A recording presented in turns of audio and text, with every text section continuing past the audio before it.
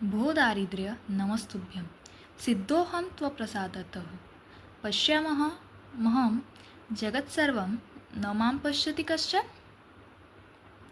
दरिद्रकविः वदति, भो दारिद्र्य तुभ्यं नमः। अहं त्वत्प्रसादात् सिद्धः जातः यत् अहं सर्वं जगत् पश्यामि किन्तु कश्चन मां न पश्यति। एक दरिद्री कवी म्हणतो, हे दारिद्र्या, तुला नमस्कार असो. मी तुझ्या कृपेने सिद्ध झाले आहे, कारण मी सगळं जग पाहतो परंतु मला कोणीही पाहत नाही. या श्लोकात व्याजस्तुती आहे.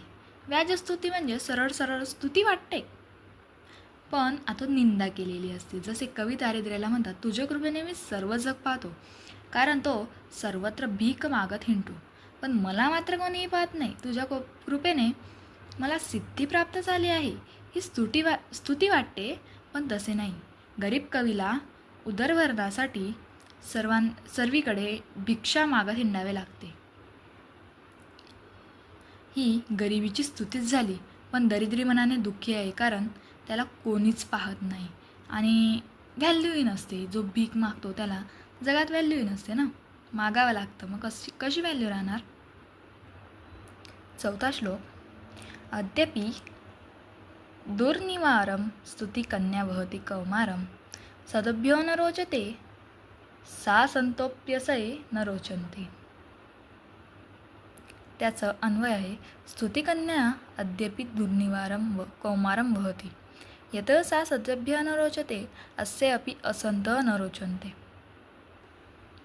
स्तुतिरूपी कन्या अजूनही निवारण करण्यास कठीण आहे, कौमार्य वाहत आहे.